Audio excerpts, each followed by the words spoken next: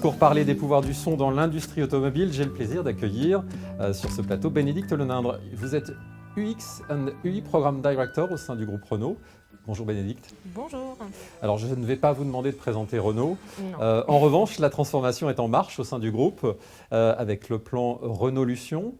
Quelle est la place du son dans cette transformation et dans la vision de l'expérience client de Renault ? Oula, belle question. Vous avez 2 heures.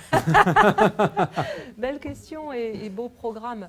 La place du son, elle va être évidemment, elle va accompagner le plan, comme la place du son a toujours accompagné les activités de l'entreprise jusqu'à présent. Tout d'abord, je pense qu'il faut repartir du son en lui-même. Quels sont ses pouvoirs du son, puisque c'est le thème de cette conférence. Quels sont les pouvoirs du son et finalement, comment est-ce qu'on peut appliquer ces pouvoirs du son à l'automobile, donc autour de ça, et ce qui a toujours guidé jusqu'à présent les activités du groupe Renault et qui bien sûr vont continuer pour accompagner le plan Renaulution qui a été présenté par Luca De Meo, je pense que le premier pouvoir du son dont on peut discuter et qui est très important évidemment pour l'automobile, c'est le pouvoir du son de base, celui qui fait que depuis qu'on est chasseur, il est important, c'est celui de la communication et de l'alerte. Et à ce titre-là, c'est vrai que dans l'automobile et en particulier avec l'avènement des véhicules électriques, c'est un sujet hyper important. Donc, dans ce pouvoir de l'alerte, aujourd'hui, ce qui a jusqu'à présent fait l'objet d'applications dans l'industrie automobile, c'est typiquement tous les sons qui sont dans les voitures et qui vont alerter le client, qu'on appelle classiquement les IHM sonores, qui sont tous ces petits bruits de tic, de tac, de clignotant, et de plus en plus avec les aides à la conduite qui sont importants pour justement accompagner le client dans une conduite sécuritaire, on va dire, d'accord, tout en n'étant pas intrusive et sans créer de stress. Donc ça, c'est un premier domaine d'application de ce pouvoir du son, de l'alerte et de la communication. Et puis le deuxième sujet, qui est un sujet particulièrement passionnant, c'est celui qui est arrivé avec les voitures électriques, avec ce son extérieur qu'on appelle VSP. Donc ça, c'est le nom un petit peu barbare qui veut dire Vehicle Sound Pedestrian. Donc ça, c'est une sonorité qu'on ajoute aux véhicules électriques de façon à ce qu'ils se signifient dans leur environnement et en particulier auprès des piétons. Et c'est un sacré changement parce que depuis des années, on essaye de réduire le volume sonore des moteurs, alors que le moteur, c'était quand même associé au plaisir automobile. Sur les véhicules thermiques, on essaye de réduire le volume sonore. Et puis, il y a l'histoire fascinante de la Zoé, que vous allez nous raconter, qui, elle, a une signature sonore absolument unique. On peut entendre passer une Zoé dans la rue, on se retourne, on sait que c'est une Zoé. D'ailleurs, le son existe aussi sur d'autres véhicules Renault. Et c'est assez surprenant d'entendre un son qu'aujourd'hui on sait être associé à la Zoé et puis on voit passer tout d'un coup un Kangoo électrique, je crois. C'est le même son. Donc ça surprend toujours. Racontez-nous cette histoire de la Zoé. Alors, on reviendra tout à l'heure sur les bruits des moteurs, moteurs thermiques, parce que j'ai quand même des choses à dire. En fait, il y a eu quand même, on va dire, une évolution, mais ça, c'est une évolution qu'on connaît et qu'on connaît en particulier quand on est à l'IRCAM. C'est vraiment le passage de l'approche acoustique à l'approche psychoacoustique, c'est-à-dire une approche acoustique où effectivement, en particulier dans le domaine de l'automobile, ça voulait dire réduire les niveaux sonores de plus en plus pour finalement que le son ne soit pas dérangeant, et ça principalement sous la motivation du confort. Pour autant, on s'est rendu compte qu'à force de trop les réduire, les gens ils étaient un peu paumés, les sensations elles étaient moindres, et que finalement on est rentré dans cette logique, le son a du sens, et donc il faut au contraire travailler cette sonorité pour qu'elle soit porteuse de sens, parce que le client en a besoin, comme on revient toujours à l'alerte, savoir se repérer, savoir conduire, c'est important. Donc ça, on y reviendra si vous voulez après, parce que j'ai des choses à dire, et c'est d'ailleurs les premiers sujets qui ont amené la transformation chez Renault avec l'arrivée des notions de qualité sonore, de design sonore. Et justement, en design sonore, alors avec les voitures électriques, là, ce qui a été particulièrement intéressant, et entre autres avec Zoé, donc qui est sorti en 2012 et qui est, vous le savez, le premier véhicule qui fait le top des ventes sur les voitures électriques encore maintenant. Donc là, la question, elle était un vrai sujet de design sonore. On va mettre ces véhicules électriques dans nos rues, dans nos villes, et pour autant, ce véhicule n'a pas d'identité sonore. Et le premier sujet vraiment qui nous a préoccupés, c'est celui de la sécurité. C'est de se dire en tant que groupe Renault, en tant que marque, évidemment, vous savez, l'engagement de Renault en particulier sur la sécurité, là c'était vraiment la sécurité des usagers de la ville, donc en particulier des piétons, et de se dire, et il y a un risque que finalement des piétons n'entendent pas ce véhicule et que du coup on ait des accidents. Donc ça c'était vraiment la motivation première, et là je rappelle que d'ailleurs Renault a fait œuvre de pionnier et de défricheur sur ce sujet, parce que depuis finalement mettre une sonorité pour des questions de sécurité sur des véhicules électriques, c'est devenu une réglementation. Et puis derrière, finalement, on peut dire ce sujet, cet aspect très rationnel de la sécurité, évidemment, il s'est ouvert à un champ énorme d'opportunités. L'opportunité, évidemment, de déjà travailler, de faire rentrer dans la logique de design d'un véhicule l'apport du son. Se dire, voilà, on voit ce véhicule, il a des formes, il a des couleurs, des matières, etc. Quelle est sa voix? Quelle voix pourrait-on lui donner? Et là, je pense que ça va faire particulièrement écho à la conférence juste avant. Et donc, au-delà de cette voix, qu'il y avait une dimension innovation, on va arriver avec cette voiture mass market électrique dans nos villes. C'est une Renault. Qu'est-ce qu'en plus de ça, comment est-ce que Renault finalement veut sonifier son véhicule électrique pour qu'il soit à la fois bienveillant par rapport aux gens de la ville, enfin on va dire à tous les usagers, mais qu'en plus de ça, ça soit une bienveillance à la Renault, avec une identité sonore de Renault. Donc ce sujet était particulièrement intéressant parce que voilà, il avait une dimension très, on va dire, très rationnelle de sécurité, et il ouvrait des opportunités sur des aspects beaucoup plus émotionnels, avec cette question de se dire ce nouveau monde avec ces voitures électriques finalement, qu'est-ce qu'on va ajouter comme sonorité. Donc là, on était vraiment dans une réflexion de design sonore, on partait de la page blanche.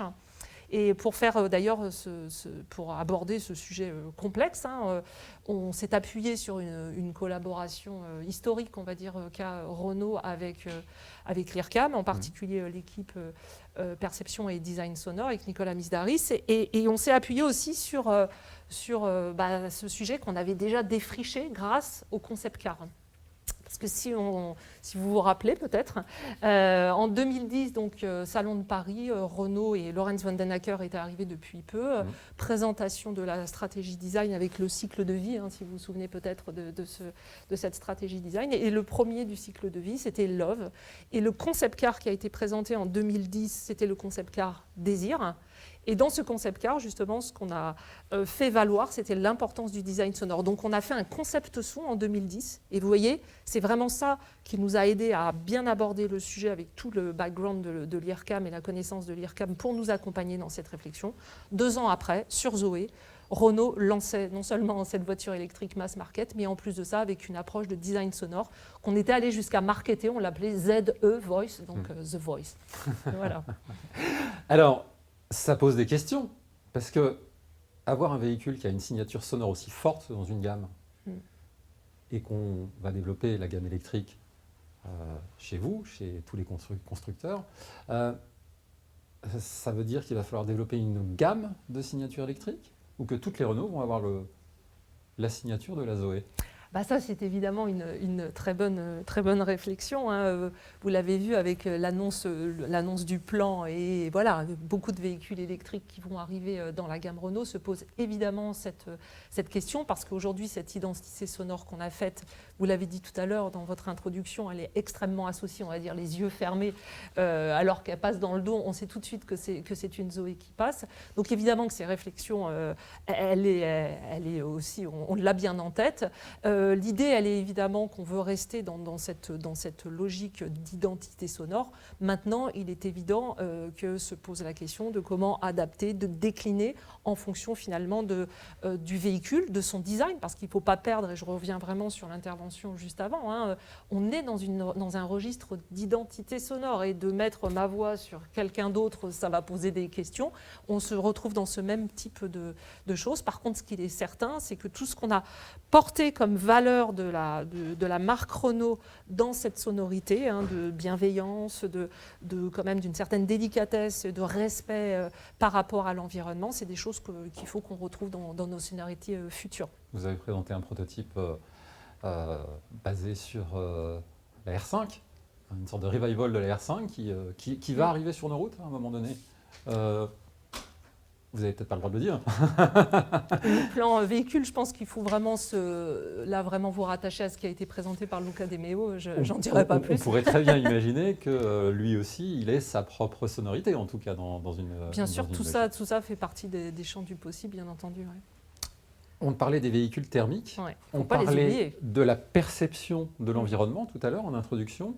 On parlait aussi, dans l'enquête qu'on a révélée d'Opinionway pour Aircam Amplify, de la qualité perçue et du son qui était extrêmement important dans la qualité perçue. Alors on a parlé des portières, mais la voiture, c'est pas qu'une portière. Non, c'est pas qu'une portière. Et c'est vrai que finalement, dans les autres pouvoirs du son, tout à l'heure, on a pris beaucoup de temps là, pour discuter sur tout ce pouvoir de la communication, de l'alerte. Et puis c'est vrai, on n'en a pas parlé, mais Monsieur Julien en a parlé beaucoup auparavant sur tout ce qui est en particulier l'interaction vocale dans les voitures. Donc je pense que voilà, ça, on en a parlé pas mal. Les deux autres grands pouvoirs du son, je pense qu'on pourrait dire que c'est celui du plaisir, d'abord. Hein, donc celui-ci, il est extrêmement important. Je pense que c'est d'ailleurs vraiment le côté, la dimension très positive qu'il y a derrière le son.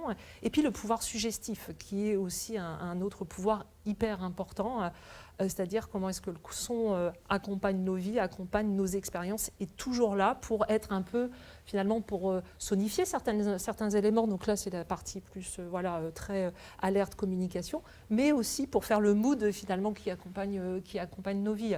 Et donc, la qualité perçue, elle intervient dans ce registre-là. La perception de qualité perçue, elle est, à mon sens, à la fois dans ce pouvoir du son du plaisir et celui du suggestif.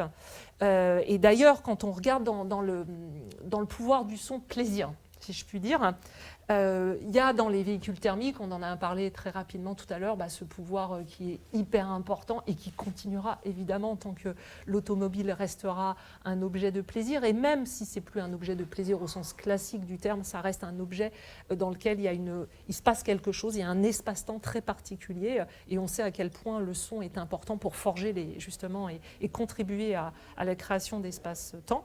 Donc dans les véhicules thermiques, bien sûr, c'est l'adrénaline, c'est le plaisir de conduite, les watts. Et c'est vrai que Renault, depuis longtemps, et en tout cas moi j'ai rejoint le groupe Renault d'ailleurs sur ces sujets-là, la sonorité sportive est un point très intéressant. Et je dirais, en sortant un peu de la caricature de la sonorité sportive, surtout la sonorité qui génère du plaisir et qui accompagne les expériences variées finalement de conduite et les différentes natures de plaisir de conduite. Et c'est pour ça que, partant, on va dire, de sujets un peu classiques comme ça, de sonorités sportives, donc qui sont réalisées sur les automobiles, on va dire historiquement, un peu comme de la lutherie, où on travaillait sur les organes pour que justement ils génèrent la sonorité qu'on souhaitait. On est allé de plus en plus sur les registres de design sonore parce qu'on rajoute des sons électroniques, hein, d'accord. Et justement pour aller vraiment de plus en plus aussi dans cette dimension non seulement de plaisir, mais d'accompagnement par la création d'ambiance qu'offre le son, avec le multisense. Le multisense, c'est typiquement donc, ce que Renault a lancé en 2015 avec en première voiture le Renault Espace. C'est la création, c'est la possibilité donnée aux clients très rapidement, en un clic quelque part, de changer d'expérience de conduite. Et pour accompagner chacune de ces expériences de conduite, eh bien, on a fait rentrer le son, évidemment, comme contributeur d'émotion et comme scénarisateur. Je ne sais pas si existe ce terme, mais justement pour en tout cas continuer comme gros contributeur de cette expérience de conduite. Alors, un mot quand même, que ce soit thermique ou électrique. Le son n'est pas l'ennemi du silence. Non. Il y a un certain nombre de marques qui n'ont pas ajouté de signature sonore sur leur voiture électrique, et quand on les entend passer, on subit les bruits de roulement. Est-ce que le son ajouté peut être positif pour réduire ces sons qui sont finalement assez désagréables, hein. Un pneu qui roule sur la chaussée, ça peut être relativement désagréable par rapport au bruit qui est travaillé d'un moteur, ou au son qui est travaillé d'un moteur. Ça, c'est des choses qui vous intéressent parce que on va dire, bah oui, c'est formidable, on a fait des véhicules électriques, mais si c'est pour rajouter du son, ça ne sert à rien d'avoir du silence d'un côté. Mais en même temps, enfin, personnellement, je m'en rends compte, c'est le ressenti que j'ai en tant que piéton, c'est, ok, il y a des voitures électriques qui n'ont pas de sonorité, mais quand j'en entends une passer, je l'entends presque tout autant et je le subis tout autant qu'un autre véhicule, parce que j'ai les bruits de roulement. Ça, c'est des questions importantes. Bah, en fait, si là je reviens justement, puisqu'on revient sur ce sujet des voitures électriques qui ont été complètement au cœur de notre réflexion, en tout cas lorsqu'on a travaillé avec l'IRCAM, et qui continuent évidemment à être au cœur de la réflexion dans la conception acoustique. Ça, c'est typiquement des sujets de psychoacoustique, c'est-à-dire qu'effectivement, là on a réduit beaucoup les sonorités, enfin les sons. Et d'ailleurs, les bruits, parce que ce ne sont pas forcément porteurs de choses très qualitatives, donc nommons les bruits, c'est un peu comme on descend le niveau de la mer. Et puis d'un seul coup, on a réduit, le niveau de la mer descend, puis d'un seul coup, on voit des cailloux qui jusque-là étaient masqués. Donc là, on est sur des notions bien connues de psychoacoustique qui sont celles du masquage, en particulier par les basses fréquences qui ont un pouvoir de bien masquer les cailloux émergents. Et il est certain qu'il y a deux phénomènes. C'est en rajoutant cette sonorité, on a travaillé d'ailleurs quand vous l'analysez, cette sonorité, elle est basée sur des nappes sonores et puis des éléments un petit peu plus, je vais dire, décoratifs, mais pour justement donner un peu une identité et de la qualité. C'est sûr que le travail sur les nappes sonores permet en particulier d'adresser cette problématique des cailloux qui émergent et qu'on n'a pas envie de voir, et surtout pas envie d'entendre, tout en permettant de créer aussi une ambiance qui va donner du corps finalement à cette identité sonore associée à la voiture. Donc ça, c'est tout le travail, si je puis dire, fin et toute l'intelligence de l'approche psychoacoustique qu'on a pu développer et mettre en application, et qu'on continue d'ailleurs évidemment de mettre en application avec entre autres nos acousticiens chez Renault et la collaboration IRCAM. Ouais. Alors, on était à l'extérieur, on ouvre la portière, on entre dans la voiture. Ouais. Il y a quand même la question de l'interaction, et notamment l'interaction par la voix, parce que ce n'est pas juste un gadget en voiture. Ça change aussi la notion de sécurité.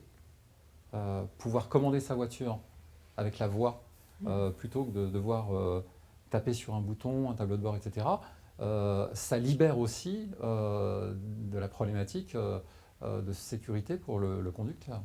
Oui, absolument. Et c'est pour ça qu'à mon sens, ce sujet-là de l'interaction vocale qui est de plus en plus donné en opportunité, et puis vous l'avez vu, Renault a annoncé son partenariat aussi avec Google, donc on va avoir des systèmes, potentiellement dans nos voitures demain, on pourra converser aussi via le Google Assistant.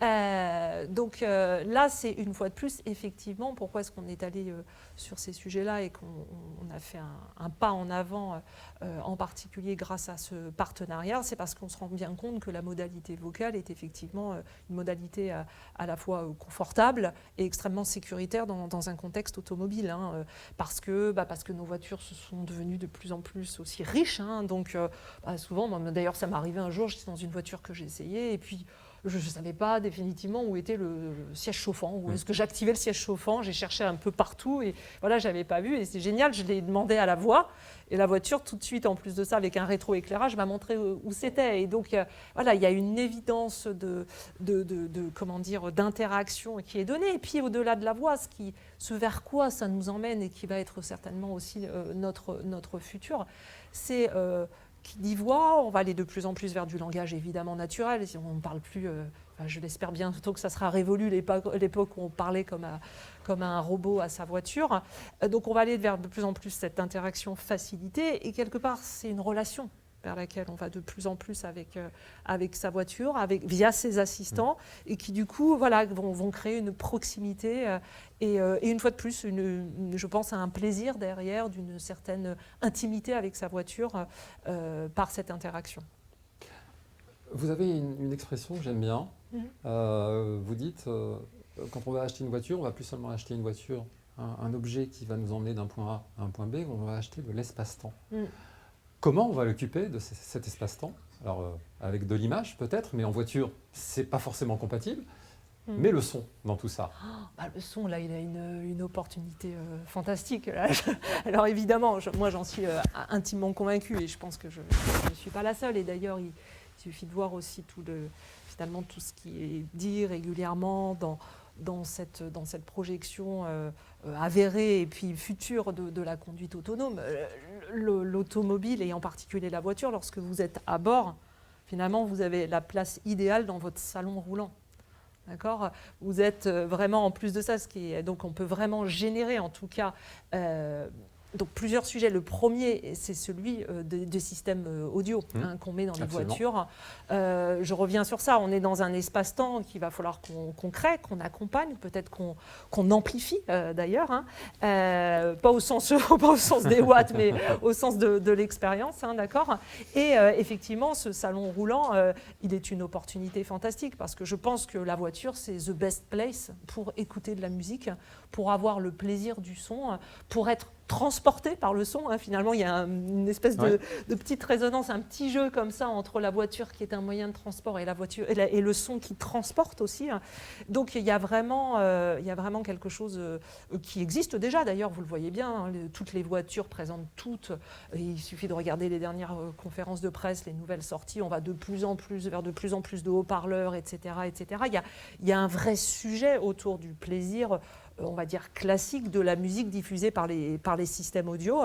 Renault a évidemment toujours été présent sur ces sujets-là par ses nombreux partenariats, que ce soit avec Bose, et puis par exemple aussi de ce qui avait été présenté, toujours dans cette logique de concept et de sujets qui sont en exploration pour augmenter l'expérience sonore vers de plus en plus d'immersivité, sur le concept car symbiose par exemple, avec le partenariat de Vialet.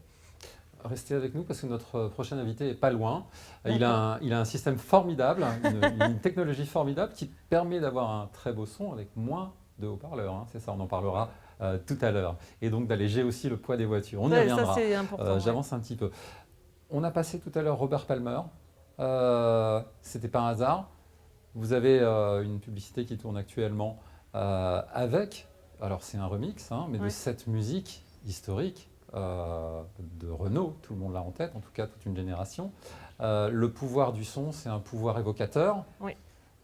Et ça aussi, dans l'approche de la transformation chez Renault, il va y avoir un parcours global de la concession à la voiture, au garage, sur le site internet, sur les applications. On va être chez Renault, c'est ça ? Exactement, ça c'est le dernier pouvoir, enfin en tout cas un autre pouvoir du son. Je vous rejoins complètement sur l'évocation, mais c'est celui que j'appelle le pouvoir justement de la suggestion.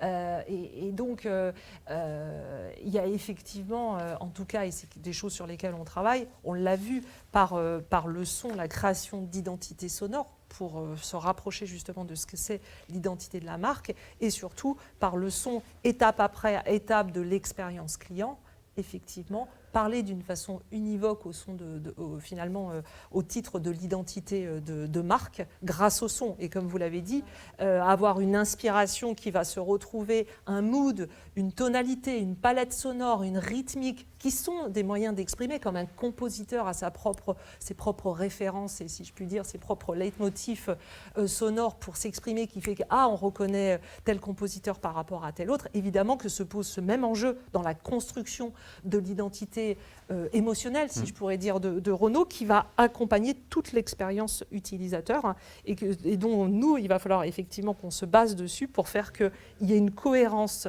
pour le client entre ce qu'il entend dans une pub, typiquement, l'ambiance, le mood qu'il va retrouver quand il est dans une concession, et puis ce qu'il va retrouver sur plutôt sur TransPoint, My Renault, donc l'application sur téléphone, ce qu'il va retrouver. Ça, c'est tout l'enjeu du nouveau poste sur lequel je suis, donc en UX et UI, pour justement coordonner l'ensemble de ces points que croise le client et que le son, finalement, soit assez univoque pour être cohérent sur l'identité de la marque. Merci beaucoup Bénédicte Lenindre du groupe Renault.